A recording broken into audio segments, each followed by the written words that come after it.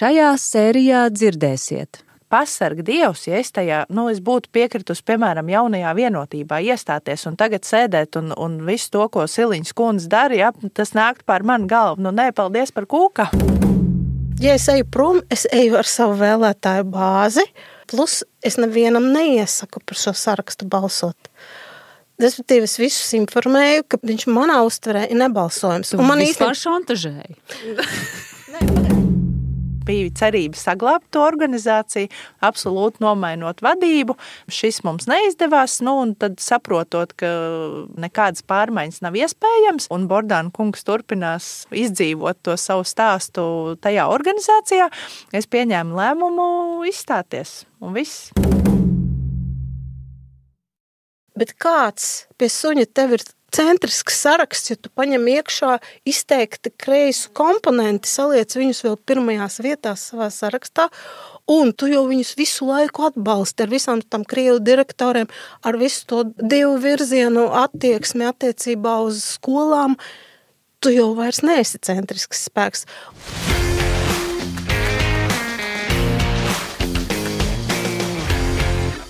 Prieks jūs visus dzirdēt un uzrunāt podkāstā Sievietes politikas virtuvē. Esmu uzaicinājusi uz sarunu divas dāmas ar pieredzi. Anita Mužniece, bijusi politikā un bijusi izglītības un zinātnes ministra. Rita Eva Našniece, bijusi un ir politikā, Rīgas domas deputāte no jaunās vienotības saraksta. Vai jūs atceraties laiku pirms ieiešanas politikā? Šis ir jautājums, uz ko man ir nācies reizēm atbildēt, stāstot par to ieiešanu politikā, bet tas laiks pirms es noteikti nekad neesmu bijusi tāds ļoti aktīvs politikas vērotājs, arī ņemot vērā manu vecumu.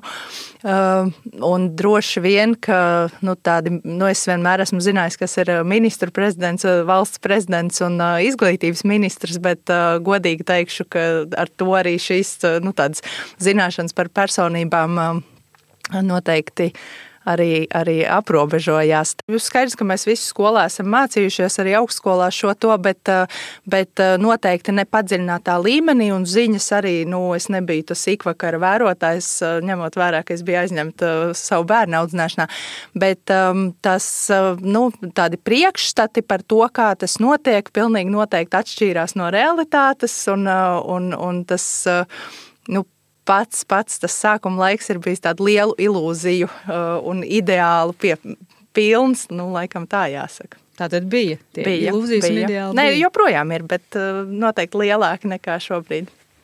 Eva, vai tu atceries?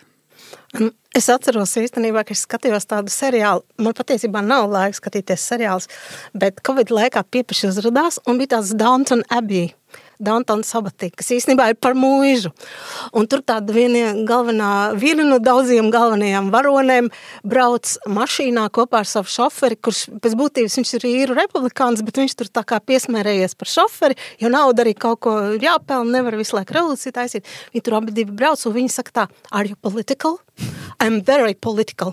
Un tas ir apmēram tā, kā es vienmēr esmu jūtas, viņa tur tāda jauna un zaļa. Un tas šofers tur arī tāds īpaši, nav uz briedumu. Bet tā ideja ir apmēram, cik es sevi atceros. Man visu laiku liekas, ka es esmu politisks dzīvnieks. Droši vien, ka man tētis bija tāds, jo es esmu tik sena, ka es vēl atceros, mans tēvs stabili mājās ieslēdz Brīvo Eiropu vai Amerikas balsi. Un tad es saprotu, ka man jau kopš bērnības tā programmēja. Jā, programmēja. Bet nevis uz amatiem, bet tiešām tā kā ietjūnēja uz politiku. Jā, ir tāda lieta. Būt sabiedriski aktīvam. Jā, es arī īstenībā varu padalīties, jo man politikas virzienā uzrunāja skolas biedrs, kurš bija izdomājis startēt konkursā un iestāties universitātē jaunatvērtajā politikas zinātnes katedrā. Un man tas likās, kā kaut kas tāds ir jauns, un viņš man pats tā diezgan šarmēja kā klases biedrs, un man likās, ka man tur arī ir jātiek, un tieši tā arī es izdarīju, ka arī es nojaucu visus savus vecmāmiņas plānus, jo viņi man gribēja tur juridiskā fakultātē un tā. Iestājos politikas zinātnes katedrā tieši ar to domu, kaut arī patiesībā tas nav šīs te izglītības satura mērķis tev radīt, veidot par politiķi, bet ar to doma, ka tu būsi politiski aktīvs un tu būsi politikā, Tad, protams, laika mainījās, es pēc tam aizgāju pastudēt tur biznesa administrāciju un nonācu privātā sektorā strādāt. Un tad pienāk šī te iespēja. Un tu kļūsi par politisku dzīvnieku. Politikā un likās, šis ir tas īstais brīdis, Jā. Bet par tām ilūzijām runājot, labi, tajā brīdī jau, kad ir jāizdara lēmums startēt, cik liels ir tas iekšējā pārliecība, ka tiešām es izdarīšu, vai tieši manis tur trūkst, vai ka tieši es būšu tas īstais? Redz, man jau tā situācija bija tāda ļoti, kā var teikt, konkrēta. Man uzaicināja uz šo sarakstu, kā neparteisks, joprojām neesmu partijā, neparteisku cilvēku sarakstu līderis Vilni Čirsis, un situācija pilsētā bija sekojoša.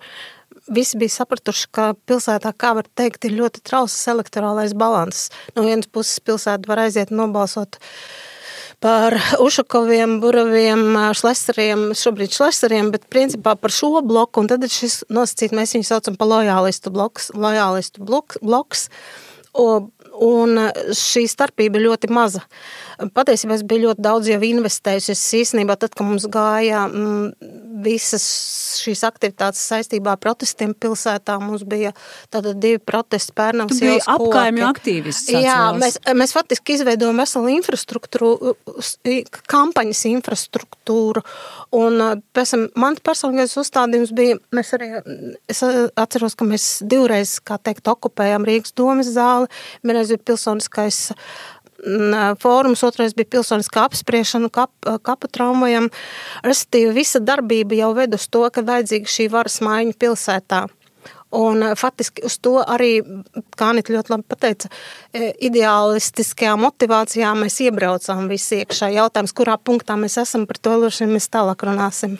Bet tev bija sajūta, ka esot tajā nevalstiskajā sektorā, tu īsti nevari sasniegt savus mērķus, tādēļ tev ir jāiet politikā un jāiegūst varas mandāts? Nē, absolūti nē, jo patiesībā es starp citu varētu apstrīdēt, kad obligāti ietekme ir tieši politiskajam faktoram. Problēma ir apstāklī, ka mums vajadzēja dabūt no esošajām pieejamām balsīm maksimumu, lai notiktu varas maiņa.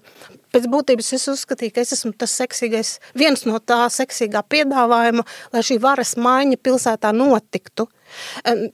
Tu jūti tādu pilsonisko atbildību? Ja? Būtībā tā ir pilsoniska atbildība, jo reāli runājot, es biju jau pārtraukusi, es nebraucu uz ārzemēm, lai man būtu lai strādātu konsultācijās, jo faktiski konsultācija biznesa bija ļoti ienesīgs. Man pēdējie ienākumi bija lieli tieši konsultatīvie, bet es sapratu, ka šī pilsēta un šī valsts man ir svarīga, un tādēļ es piekrītu, es ar prieku piekrītu.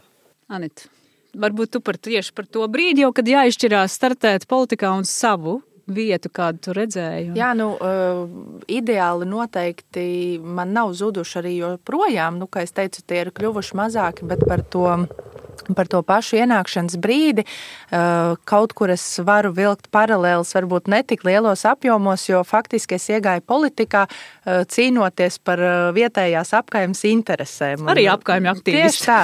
Un mūsu gadījumā jau bija tā, ka mēs bijām vairāki tādi, domu biedri patiesībā vecāki. Es biju pedagogs vispār blakus skolā, kas iestājās par vienu lietu, un tad iedzīvotāji, redzot to mūsu jaudu, sāka vērsties pie mums ar dažādiem jautājumiem un teica, Klau, tur, atkrituma apsaimniekošana, parki, varbūt jūs vēl kaut kā varat, un tā tas nonāca līdz tam, ka šī grupa, cik mēs tur bijām 10 cilvēki, sāka meklēt politisko spēku, kam pievienoties. Tā kā es nebaidos teikt, es esmu pietiekami jaudīga, un ja es pieņemu lēmumu kaut ko darīt, tad es to daru ar pilnu atdevi, tad cilvēki man apkārt arī uzrunāja. Tad sākotnēji startēt pašvaldībā un tad jau partijā gatavojoties Saeimas vēlēšanām, kad mūsu komandai līderi bija Juta Strīķa un bija šīs Rīdzenes sarunas un jau vairāk zinot, un es tiešām ar tādu ļoti lielu ticību tam, ka šie te jaunie spēki, jaunais politiskais spēks mainīs situāciju valstī kopumā, arī piekritu, bet man noteikti nebija tādu ambīciju, ka tieši es gribēju, lai tā mūsu kopiena nokļūst un droši vien tajā 17. 18. gadā es pat īsti vēl sev pati neticēju un nezināju, cik daudz es varu izdarīt. Labi, un tagad lēmums pieņemts, esam politikā. Vai tev kaut kas mainījās? Skaidrs, ka ģimene ir tā, kas no šī lēmuma tiek ietekmēta visvairāk, jo man, lai kā gribas cerēt, ka mēs kādreiz nonāksim līdz tam, ka profesijai nav dzimuma, profesijām ir dzimums, un tieši tāpat arī politikā vīriešiem, diemžēl, manuprāt, ir lietas vieglāk sasniegt, viņos vairāk ieklausās, tas ir mans novērojums, un es ceru, ka kādreiz tas mainīsies, bet ģimene pavisam noteikti, tagad runājot ar bērniem, puišiem ir 12, meitai tūlīt 18, es esmu vaicājis, kā tas bija, tas ir īpaši laiks, kad es biju ministre. Viņa saka, māma, tas bija traki, tevis nekad nebija mājās, un mēs sākām skaitīt, ka īstenībā tiešām bija nemitīgi komandējumi, un guļamistabā ir visu laiku viens liekais koferis, kam ir jābūt kaujas gatavībā.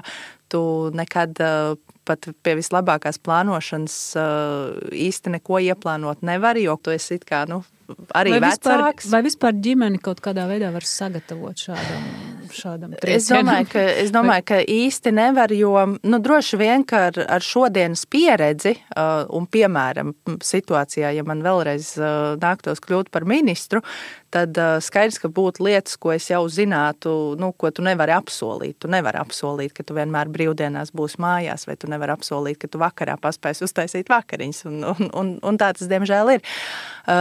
Noteikti arī tās privātā dzīve kaut kādā lielā mērā, vismaz manā gadījumā ir cietusi, tā tas notiek, un tās ir arī manas izvēles par labu karjerai, var kāds nosodīt, bet tā tas ir. Jā, bet redz, tu jau aizskar to lielo jautājumu, vai cik egoistisks ir tas lēmums iet šo karjeras ceļu, un kas ir tas, ar ko ir jārēķinās?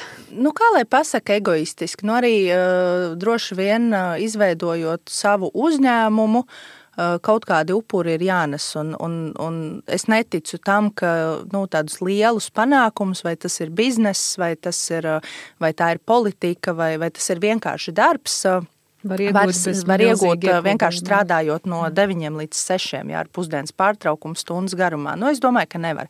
Līdz ar ko, Ja tā ambīcija ir, un tā esi tu. Un tā esmu es, un man tā ambīcija ir, un arī šobrīd es pietiekami daudz strādāju. Protams, ka tas ir citādi, jo es varu plānot savu laiku, bet nevajag pašam sev droši vien iestāstīt, ka tu vari būt pilna laika mamma, tādā klasiskā izpratnē, veiksmīga sieviete darbā un vēl paspēt visu laiku būt sapucējusies, brīnišķīgi izskatīties un vienmēr smaidīt. Tieši tā. Eva? Tev laikam... Es esmu tādā laimīgajā vecumā, kad esmu izaugusi no šī privilēvā. Daudz jūs augsiet un izaugusiet. Kā teikt, man jau tie bērni lieli faktiski viņi ir, un vīrs man ļoti, ļoti lielā mērā sagatavot, jo viņi labi audzinājis viņu māmiņu, viņš tiek galā ar visiem tēvu mātes pienākumiem, kā viņš kādreiz ļoti labi teica, es varu izdarīt visus, tikai krūti nevar barot. Un tā kā viņš šādā veidā audzinās, viņš, protams, man ir ļoti palīdzējis šī dzīvē. Bet īstenībā par to sieviešu vīriešu faktoru es drīzāk domāju par to iekšējo dinamiku. Ja es tā paplašinu, es viņu redzu arī citās politiskajās struktūrās. Un es īsti nebiju gaidījusi, man vienmēr likās, ka arī jaunā vienotība ļoti tādā sievietēm atvērta partija. Bet tā dinamika tur arī ļoti saudabīga, un tādīs mazajās grupās viņi arī var spēlēt pilnīgi savādāk. Tas, ko es esmu sapratusi, ka vīrieši ir daudz labāki intriganti, daudz veiklāk iznēsā tenkas, un viņiem ir tādi kodi, uz kuriem viņi savstarpēji pavelkās. Uz kuriem ļoti bieži tur būtu tā kā zvaigzne no debesīm, bet uz kuriem viņi savstarpēji ļoti pavelkās. Un ko vēl es esmu, un tā ir tīsnē mana konkrētā pieredze šī situācijā, lielā mērā, jo es nezinu, vai jūs ir informācija, bet es nekandidēju šīs vēlēšanās zinām iemeslu dēļ. Es jau redzu, kurš cilvēks ir ļoti ieguldījies, lai manas tēmas pāriet pie viņa, jo savā laikā, kad es sāku šīs tēmas, neviens viņas negribēja darīt, un tad viņi ieraudzīja, ka īstenībā tur ir baigais resurs. Tur ir ļoti liels lentīšu griešanas resurs. Un, lai dabūtu šo resursu, ir jāpastrādā. Un viņi piestrādāja daudz veiklāk nekā man ienākt prātā. Protams, tas nav iemesls, kādēļ es nekandidēju. Teiksim, ja nekandidēju, un es ceru, ka mēs pie tā nonāksim, tas būtu interesants stāsts tieši tādu, kā var teikt, principiālu un ideālisku apsvērumu dēļ. Bet šie ir mani novērojumi. Jo es atceros, bija tāds starpgadījums frakcijas sēdē. Es nebalsoju, neatbalstīju vienas izglītības iestādes vadībā personu, kura ir Lašora nevalstiska organizācija, kas cīnās par krievu valodu, attiecīgi krievu valodu skolās. Šo personu, kas bija Lašora valdē, es nebalsoju par viņu kā par izglītības iestādes vadītāju, par direktori. Frakcijas sēdē es dzirdu tādu murminošu komentāru. Jā, nu tā jau ir, bet nevajag tik agresīvi. Tagad, ko es izdaru? Es lūdzu izgriezt tieši manu runu, manu vēstījumu tanī brīdī komitejā, ka es runāju par šo. Un mans vēstījums bija apmēram tāds, tāds ļoti, ļoti žēlīgs, saproti. Un tad tur tālāk tā kandidāta, tā ļoti temperamentīga, tādā slāvu temperamentā. Un tad es saprotu, ka es nebiju īstenībā agresīva, bet redzi, tas ir tas, kas tiek pilināts.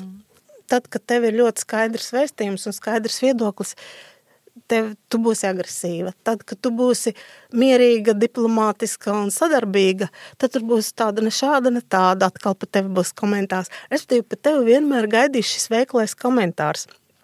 Un šajā visā sistēmā tas ir samērā apbrīnojami, ka vīrieši ļoti labi ir navigatori. Viņi to ļoti labi veic. Bet, kas ir interesanti, arī sievietes var ļoti labi šādā sistēmā izvirzīties, bet tad viņām reāli ir jāizvirst par tādām, kā var teikt, cilvēciskām īpašībām. Protams, baigi provokatīvas. Nē, skaties, izņems, un tagad es nonākšu pie Anitas gadījuma, un starp citu ne tikai pie Anitas, es varētu nosaukt virkni, ja rodas jauna politiska entitāte, kur ir vajadzīgi cilvēki, un tad īstenībā var uzpeldēt ļoti labi kandidāti, jo tā diezgan toksiskā infrastruktūra vēl iekšā nav izveidojusies. Es domāju, tas arī bija tas Anitas veiksmes stāsts, un Anita tiešām bija labi, man arī ļoti simpatizēja kā ministra. Man, starp citu, ļoti simpatizēja uzreiz šādā jaunā struktūrā, kas iegāja Saeimā, bija Ināra Mūrniece un tam līdzīgi. Ja veido šie jaunie burbuļi, protams, ka tu tur iekšā var tikt arī bez šīm, kā var teikt, diezgan tādām kucīgajām īpašībām. Paldies! Sievietes politikas virtuvē. Labi, kas tas par ienākšanu, bet tad vai tu savā pieredzē kā politiķe, un arī ne tikai, tu jau ne uzreiz biji arī ministru, biji parlamentārā sekretāra un pēc tam kļuvu par ministri. Kā tu saredzēji šo te mijiedarbību starp sieviešu, vīriešu iespējām savu panākt, par intrigām, par lēmumu pieņemšanas aizkulisēm? Droši vien es varētu sadalīt tādus 3 posmus. Pirmais, kad es biju Saeimas deputāte, parlamentārā sekretāra, kas, otrais amats, protams, aizņēma vislielāko daļu laiku un arī man lielāko interesi, un tur, godīgi sakot, man nebija vietas manīt, man nebija laika pamanīt kaut kādas intrigas, politiskās spēles un tā tālāk, jo es, kā jau es teicu, atrotīju piedurknes un strādāju un darīju tās lietas, kas man ministrijā likās ārkārtīgi svarīgas.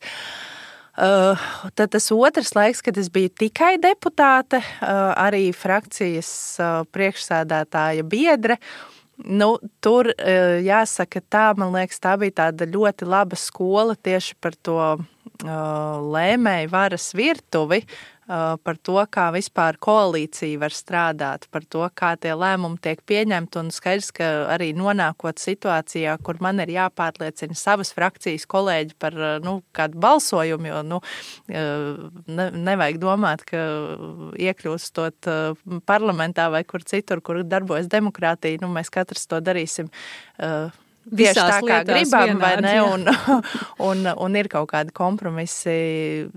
Es tiešām ticu, ka viņi ir jāspēj panākt, un tad ir pēc disciplīnas arī jābalso, bet tā bija tāda pavisam cita pieredze, un skaidrs, ka tur ar tādām bez zināšanām par to, kā sistēma strādā, var šķist, ka tās ir intrigas, briesmīgas šaha spēles un sazvērestības, bet man to gribas saukt par to, ka vienkārši tas ir veids, kā viena vai otra sistēma strādā. Un ja sistēmā mēs kaut kādus elementus izņemam ārā, viņi sabrūk, grib vai negrib iestājas hauss. Ja?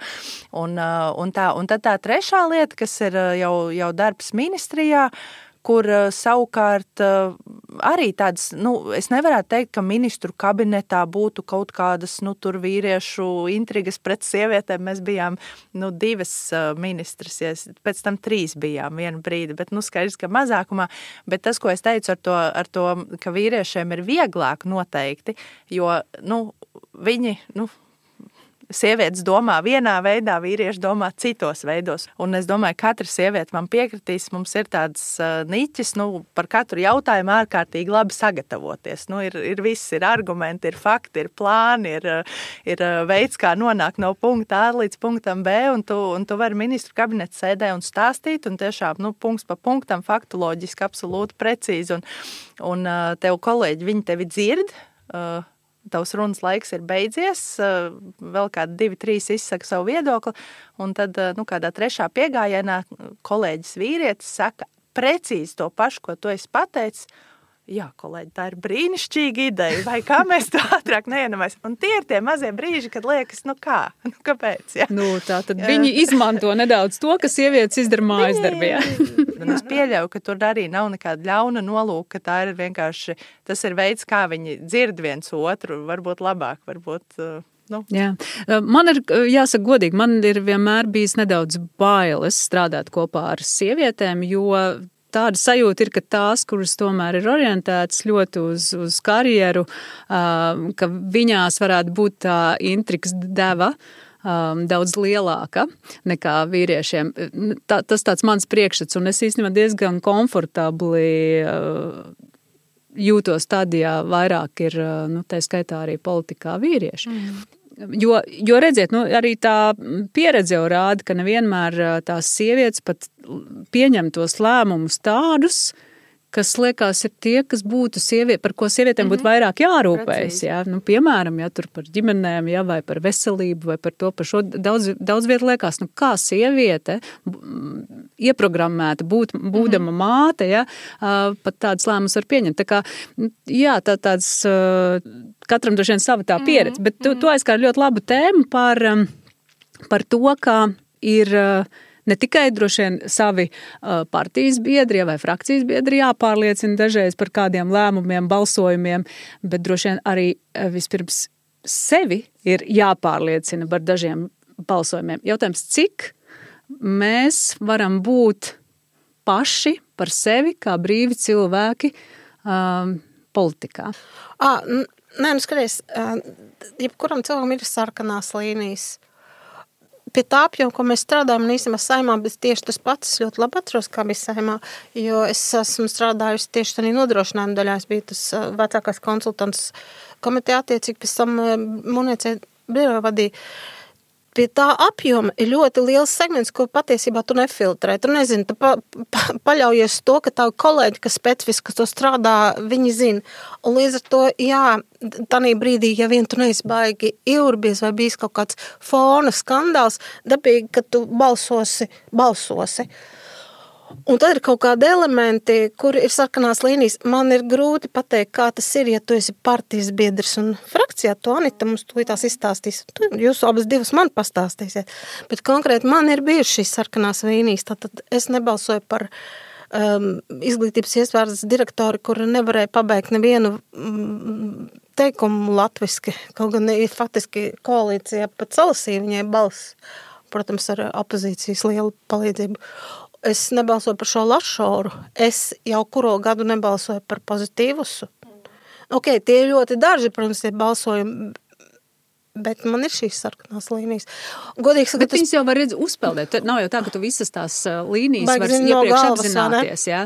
Nāk, tu Saeimas plenāra sēde notiek, kāds jautājums ir, kur tu būtu palaidis garām, un tad kāds uzkāpj, nodebatē, pasaka kādu prizmu, kuru tu nebija padomājis. Apgaismo, man liekas, nenomirst, tu nezinot, kā ir Saeimā. Nē, zini, kā ir skaidrs, ka ir kaut kāda daļa jautājumu, piemēram, katrs deputāts specifiski, viņš strādā savā komisijā, manā gadījumā Eiropas lietas, kur balsojumu plenārsēdēs tikpat kā nav, un izglītības komiteja, un tad arī mani kolēģi, kas strādā citās komisijās, paļaujas uz manu un manu otru, mums bija 2 deputāti vienmēr komisijā, tad, uz tiem viedokļiem, un tāpēc, man liekas, ir ļoti svarīgi tas, arī frakciju sēdes, kur mēs tiešām mūsu gadījumā, es nezinu, kā ir citās frakcijās, varbūt priekšsēdētājs pasaka, kā jābūt, un viss notiek. Mēs esam redzējuši plenārsēdes ar rīkšķīšiem un tad ar kartiņām, zaļām vai sarkanām. Un tā ir baigi svarīgā lieta, jo mūsu vismaz tā mana pieredze rāda, ka frakciju sēdēs tiešām jautājumi tika izrunāti, izdiskutēti. Ir bijušas sēdes, kur tiešām ir ļoti asas vārdu pārmaiņas, ir bijuši iekšējie balsojumi. Ir bijušas reizes, kur ir šie te brīvie balsojumi ļoti reti, bet pāris gadījumus tagad neatcerēšos, kur, bet ir bijuši, jo tas nav jautājums, kurš, piemēram, kaut kādā veidā ietekmētu koalīcijas stabilitāti. Tīri politisks... Svētais grāls koalīcijas stabilitāte. Bet, kā es teicu, es tiešām ticu tam, ka šī sistēma tikai šādi var pastāvēt, jo mēs esam ievēlēti partiju biedri, es neesmu ievēlēta Anita Muižniece, es tiku ievēlēta no konkrētas partijas, no konkrētas saraksta ar konkrētu programmu. Ja? Un skaidrs, ka mans vārds, uzvārds, personas kods paliek tas pats, bet vienkārši Anita Muižniece kaut kur stāvoši lauku vidū Saimā netiek. Ja? Viņai vajag šo te politisko atbalstu. Un tā es arī esmu vienmēr domājis, ka tajā brīdī, kad tu esi deputāts, tu esi konkrētās partijas pārstāvs, ja konkrētā partija, atkal kaut kādā iekšējā demokrātijā ir vienojusies būt konkrētā koalīcijā, kur atkal ir savus lēmumu pieņemšanas formas, tad tikai tādā veidā tas var strādāt. Jo, ja mēs katrs, tie 100 deputāti, es nevienu budžetu nevarētu pieņemt. Tagad būs mans pieredzes stāsts. Jo tev ir 100 deputāti, kuri katrs balso kā grib, nekāda prognozējamība, nekāda stabilitāte. Šis ir stāsts par to, kādēļ varbūt nav rekomendējošie aiziet uz vienmandāta gabaliem visiem 100 deputātiem. Ja? Bet skaidrs, ka sabiedrība tomēr pieprasa kaut kur arī daļēju vienmandāta apgabalu ieviešanu, ja? Lai būtu pirmkārt šī te tiešā atbildība, ko prasīt no konkrētā deputāta, ja, un tad tas būtu tas pārstāvs. Un arī ļoti daudz mums arī, protams, ir šo cilvēku, kas gribētu piedalīties politikā, bet negrib saistīties ne ar vienu partiju. Partiju uzticamība mums ir ļoti zema, mazākā 2% no sabiedrības vispār ir gatavi līdzdarboties partijās, ja, tā kā savā ziņā pamats tam, lai mēs kaut kā ņemtu vērā un varbūt pāriet uz daļēju šo vienmandātu vēlēšanu sistēmu, varbūt ir. Bet stāsts jau ir par šiem kompromisiem, un ja gadījumā jums ir tāda pieredze bijis, ka jums ir bijuši šādi kompromisi, tad vai nav vissmagākais tieši skaidrot sev ģimenē, saviem radiniekiem, savam tuvākajam, kādēļ tu to atbalstīji vai neatbalstīji? Man ir viens balsojums, kuru es tiešām joprojām uzskatu par absolūti nepareizu. un tūlīt es noteikti dabūšu zils uguņus, bet es ļoti, ļoti nožēloju, ka 13. Saeima nobalsoja pret obligāto veselības apdrošināšanu. Tāpēc, ka tas ir, tā ir mana pārliecība, ka tas būtu pareizi, var piekrist, nepiekrist, argumentēt, bet es tam ticu. Bet bet bija šī te vienošanās, tas bija pats sasaukuma sākums, un tad nobalsojām, kā nobalsojām, atlikām, pēc tam vēlreiz atlikām, un, man liekas, nomainījās ministru, un jautājums vairs netika celts galdā. Jāsaka, godīgi, es gāju politikā tieši ar šo te saukli, kā jāievieš obligātā veselības un es tam ticu, un es arī nekautrējos arī šodien, un pirms gada teikt, ka tā bija mana kļūda, un tas ir šis lēmums, ko es tiešām, ja būtu iespējams citādi, es noteikti šodien balsotu par. Bet par to skaidrošanu man liekas, ka ir vissvarīgākais pašam sev spēt izskaidrot. Un ja es varu izskaidrot, tad man nav problēmas izskaidrot arī citiem. Bet man nav bijis, laikam, cita balsojuma, kuru es nevarētu sevi izskaidrot. Ir bijis gadījums, kad es absolūti neesmu piekritusi un vienkārši esmu izgājusi ārā no Saeimas sēžu zāles. Rita, tev ir bijis tāda pieredze, ka tev tā kā bišķi neērti mājās nest to nastu ar lēmumu? Nē, man ir, starp citu, komentārs Anita ļoti labi pēdējo teikumu, kad vienmēr var iziet no sēžu zāles, jo šo es atceros, kad tikko mēs sākām strādāt, tad viens no kaut kādiem frakcijas vecbiedriem, es neatceros, kurš teica, bet vienmēr taču var apmeklēt tualeti. Un man jāsaka, ka bez tā, ko es tur to 3 nosaucu, ja kaut kādas savas piemēras, kad, jā, es esmu arī izmantojis iespēju apmeklēt to Kanita, vai ne, visi mēs esam cilvēki.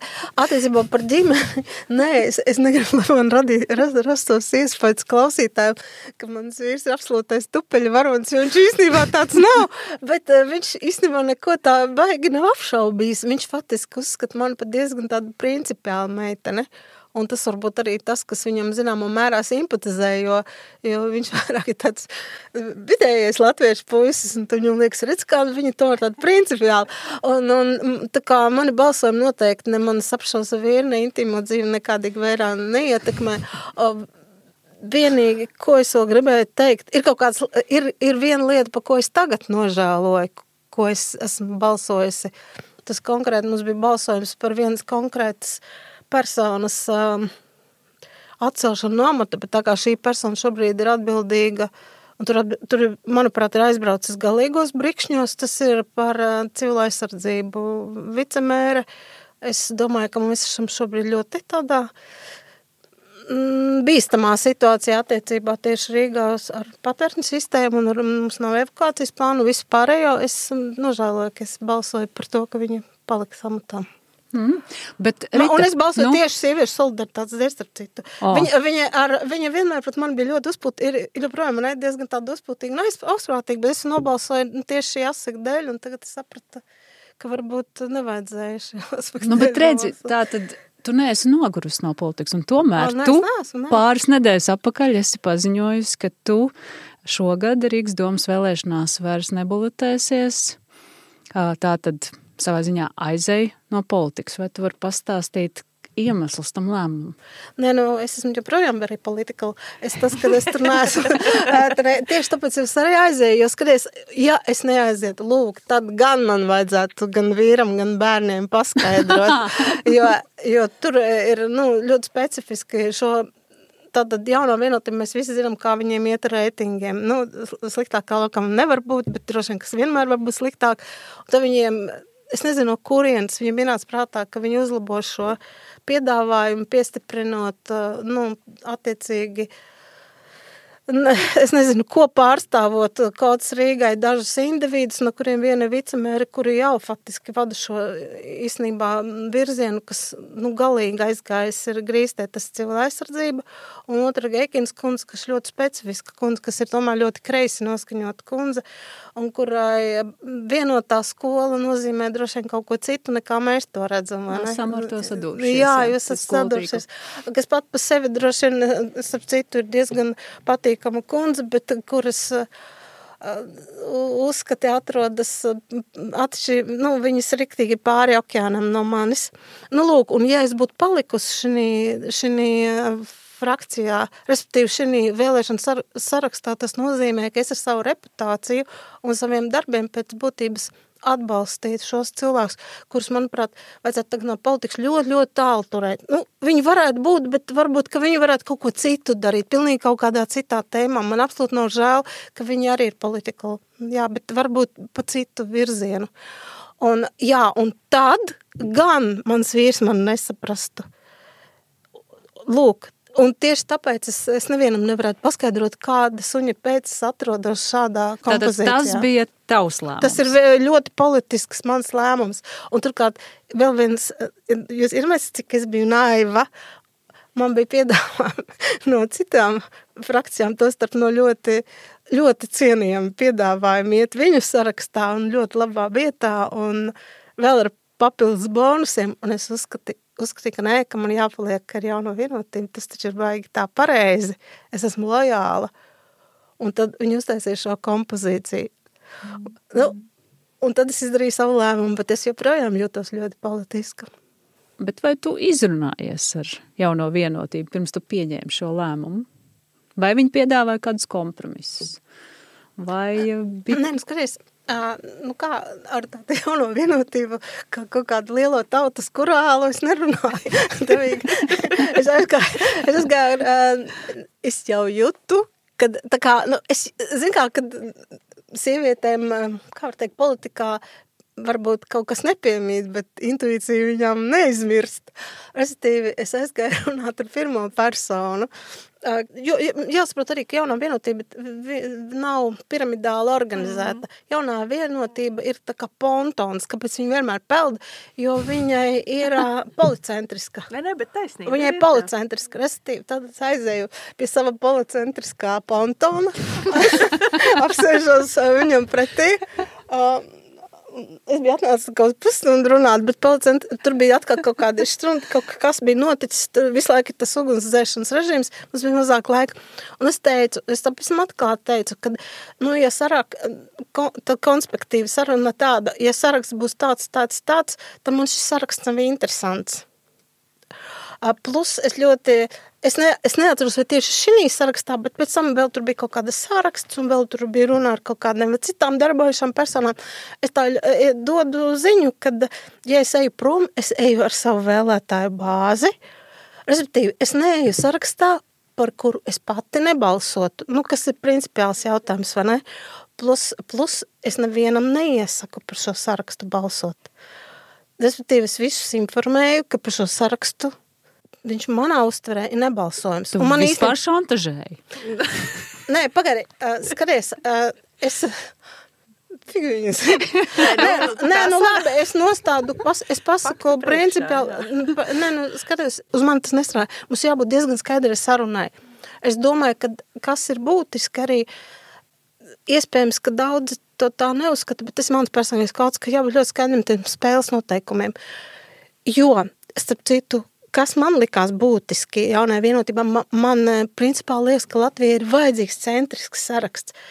Bet kāds pie suņa tev ir centrisks saraksts, ja tu paņem iekšā izteikti kreisu komponenti, saliec viņus vēl pirmajās vietās savā sarakstā, un pēc būtības tu jau viņus visu laiku atbalsti ar visām tam krievu direktoriem, ar visu to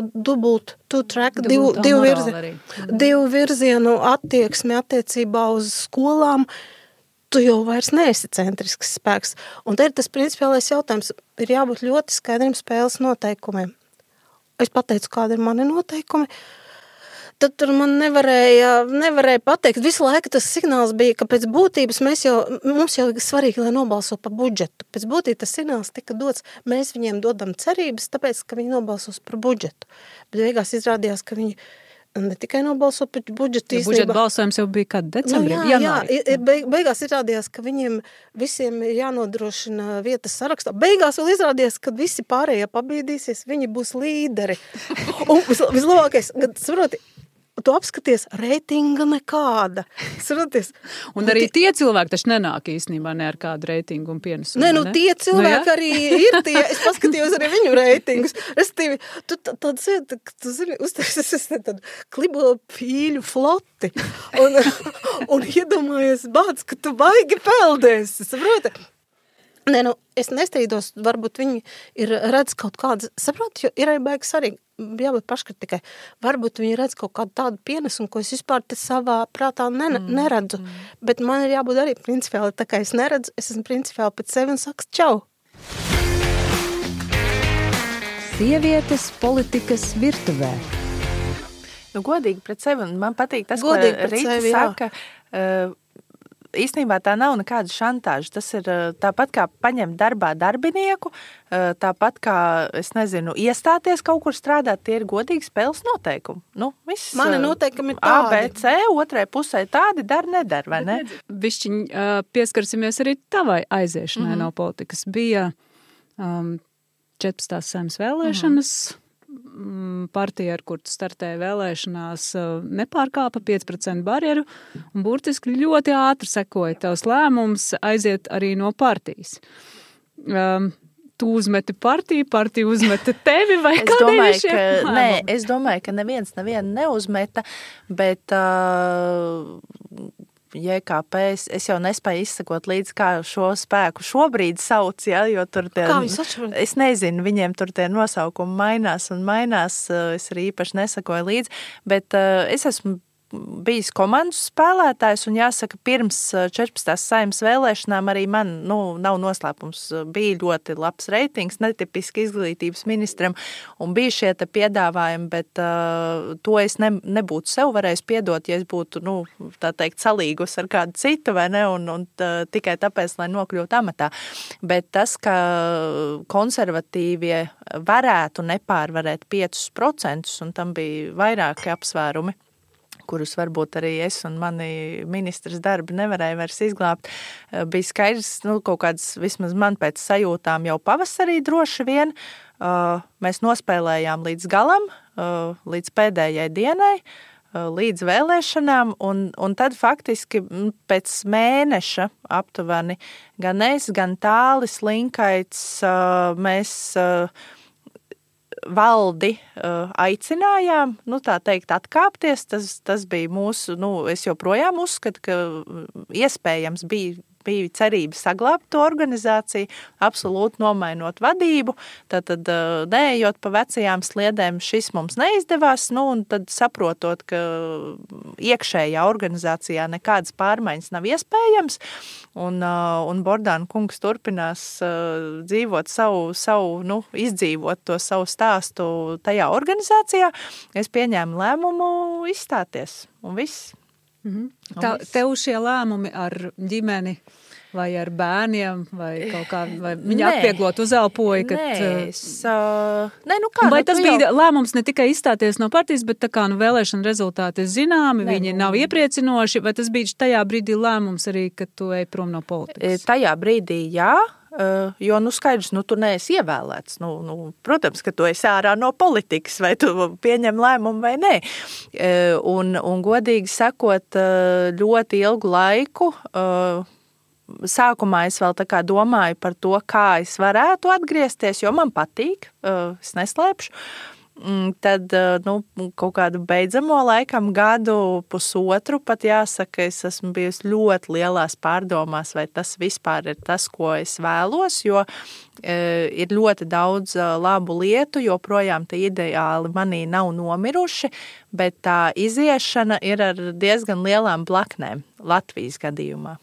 Protams, tev uzreiz daudzi ceļi tiek liekti. Ja? Jā, kas ir tas... Tā negatīvās sekas no Jā, un tā ir, kāpēc es saku tāda Latvijas īpatnējā situācija, jo, it īpaši man šķiet ministri, kam ir, vadības ziņā milzīga pieredze, turklāt man jau arī pirms politikas ir gan izglītība, gan pieredze vadībā, vadošos amatos, un tu esi pēc tam, tā teikt, apķēpājies ar kaut kādu konkrētu politisko spēku, tu vari it kā apķēpājies.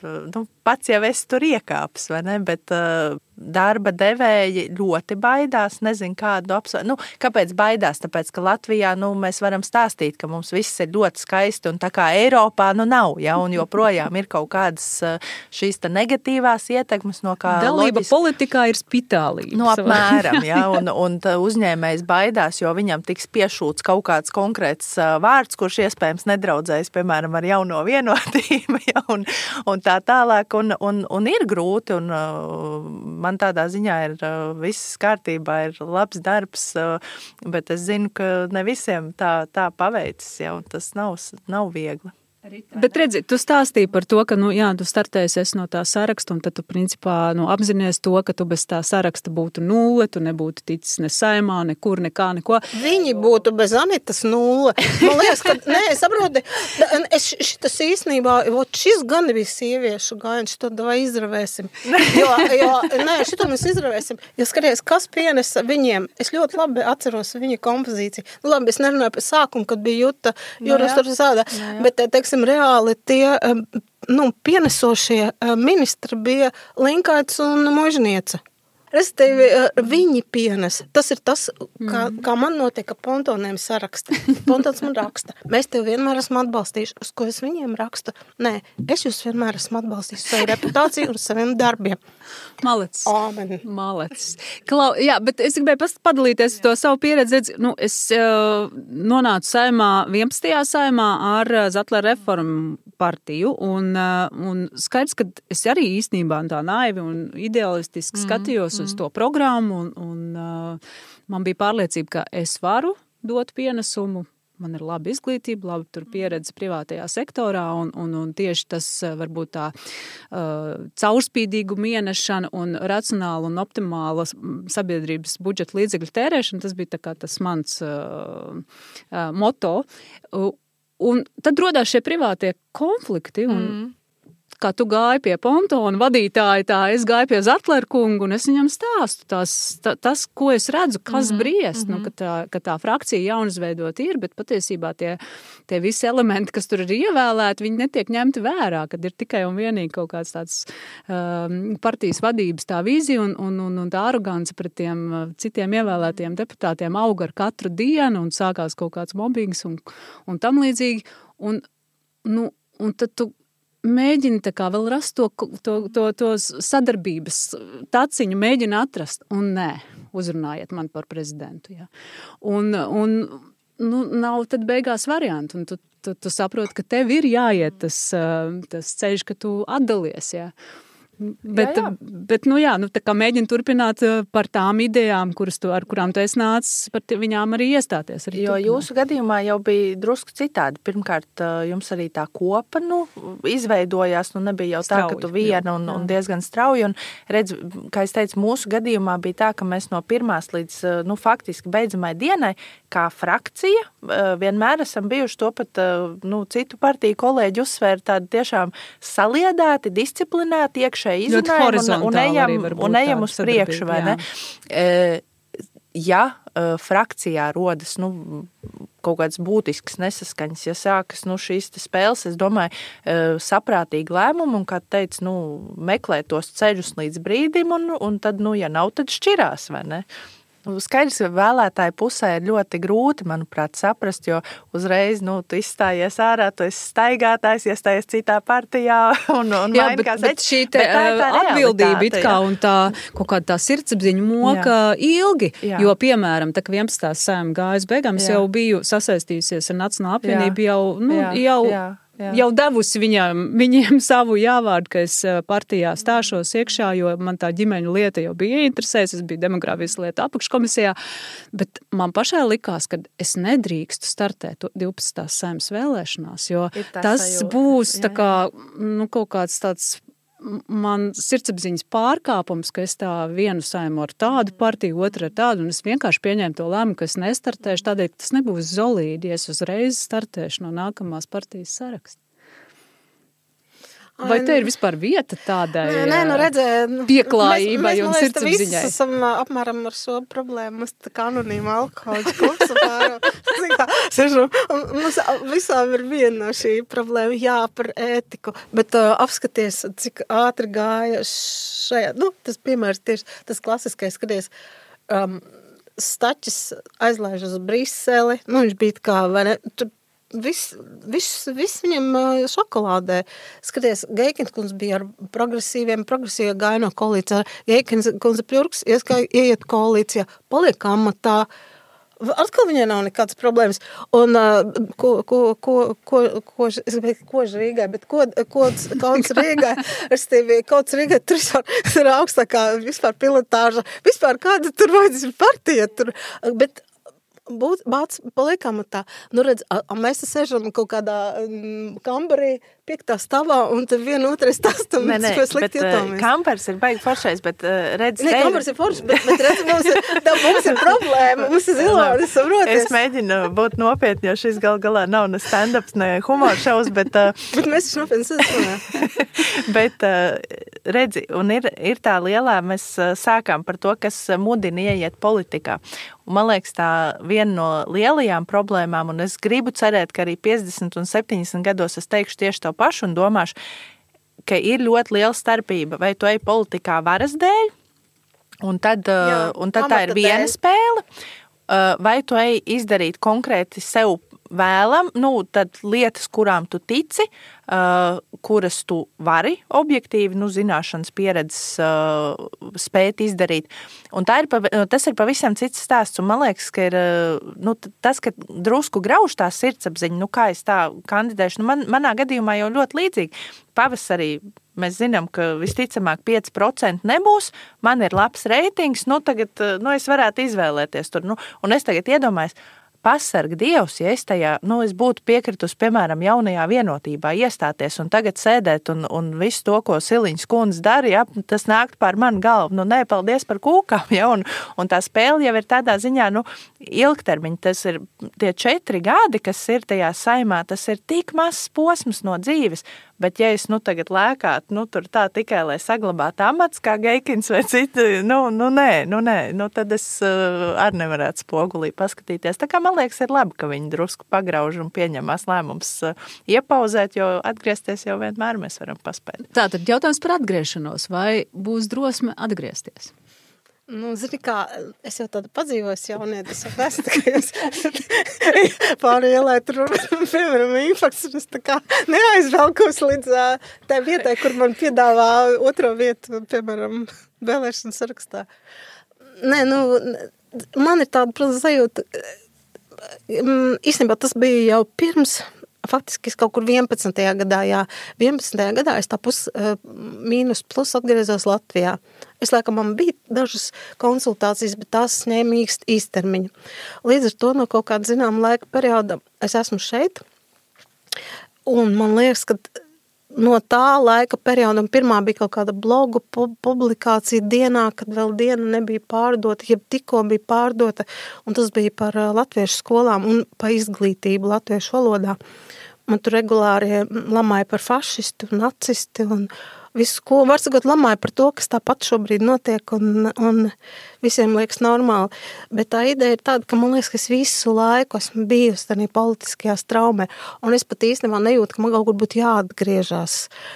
Es domāju, ka jebkurā kapacitātē es būšu šinī, vai es būšu tas lokāli politiķis, kas ir apkaimists, bet es jūtu, ka tas potenciāls jau man ir kaut kāds lielāks, un droši vien, kad tādā brīdī, kad būs šis labais piedāvājums, es viņam neteikšu nē. Bet es absolūti neizjūtu nekādu stresu, es neizjūtu nekādu tādu kaut kādu spiedošu vajadzību. Es domāju, ka viss tas notiks kaut kā ļoti, ļoti, ļoti dabiski. Un man liekas, ka es jūtos tik atvieglota. Dāmas, jums nespēt iedomāties, cik es atvieglota esmu, ka es neesmu tādā sarakstā. Es nevaru jums to izstāstīt. Tas man ir kaut kāds tagad laimīgākais periods 5 gadu laikā. Ko citu pateikt? Jā, vai tev bija jāsaņem jauna drosme, lai kaut kur startētu? Varbūt nerunāsim, kur startējam, bet vispār. Bet tam, lai es teiksim, pateiktu to jā vārdu kandidēšanai pašvaldību vēlēšanās, man vajadzēja ļoti ilgu laiku, un patiesībā, jo ilgāks laiks paiet, kad tu izej ārā no politikas, jo grūtāk ir saņemties, izdarīt to izvēli, jo ir tas periods, kad tu esi ar to birku eksministrs, neievēlēts, un vispār partijā, kur, tāda ļoti... Kur beidz savu dzīvi, beidz savu dzīvi, un tiešām ļoti precīzi, ļoti bēdīgi. Un tad ir tās posms, kur tu tā kā izcīni to savu vietu zem saules, sāc atkal profesionāli strādāt, sev pierādīt, viss sanāk, viss ir labi, tad sāk ar tevi runāt, sāk, jau kaut kādas intervijas, paprasa viedokli, jau kā ekspertam ir paliek labi, jā.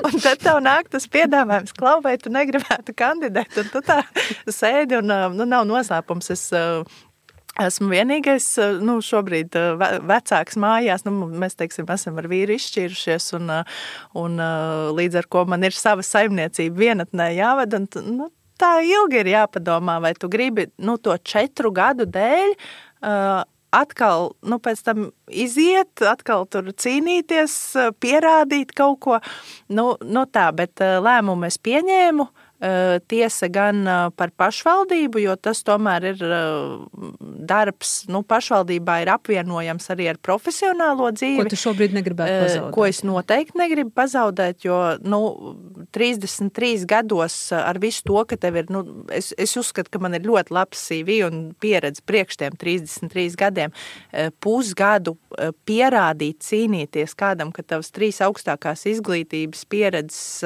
vadības, viss pārējais ir kādam vajadzīgs un ka tu, muļķis īsti neesi, tas ir baigi smagi un par Saimu es neesmu pārliecināta, bet šobrīd pašvaldībai jā, jo es redzu, ka arī Rīgas mērogs ir pietiekami liels, lai tur ir ko darīt un tur ir ļoti daudz ko darīt un tas, kas šobrīd ir, manuprāt, mēs esam kaut kur, man ir tāda deja vu sajūta, ka atkal Rīgā viss ir slikti, jā. un jānāk kādam, kurš var sakopt tur. Jā, labi, ka jums ir šī drosme. Es teiktu, ka es varbūt vairāk nemotivējos drosmes dēļ, bet drīzāk tādēļ, ka man ir norūpēs tā tēma, par ko es vairākus gadus cīnos, un jo tālāk laiks iet, jo īstenībā skumjāk paliek, attiecībā uz ģimenēm un bērniem, un es tā kā gandrīz pret sevi darbojoties, man sajūta ir, ka laikam ir jāiet atpakaļ politikā, lai dabūtu to varas mandātu, lai tomēr varētu kaut ko ietekmēt, jo, sajūta ir, ka savādāk tu nevar, jā. Lai mums visiem pareizās izvēles, tādas, kuras ir saskaņā ar savu sirdsapziņu, lai miers ir mājās, lai ģimenēs valda prieks un lai darbošanās politikā neskādē mūsu personīgai dzīvei. Dāmas, lai jums neskādē personīgai dzīvei. Labi, un tu izbaudi. Paldies. Tas šodienai viss. Paldies, ka noklausījies mūsu sarunu, un ja vēlies atbalstīt šo raidījumu, uzraksti labvēlīgu atsauksmi vai piešķir labu reitingu manam podkastam un padalies ar šo ziņu savu paziņu lokā. Tiekamies jau drīz nākamajā sarunā Politikas virtuvē.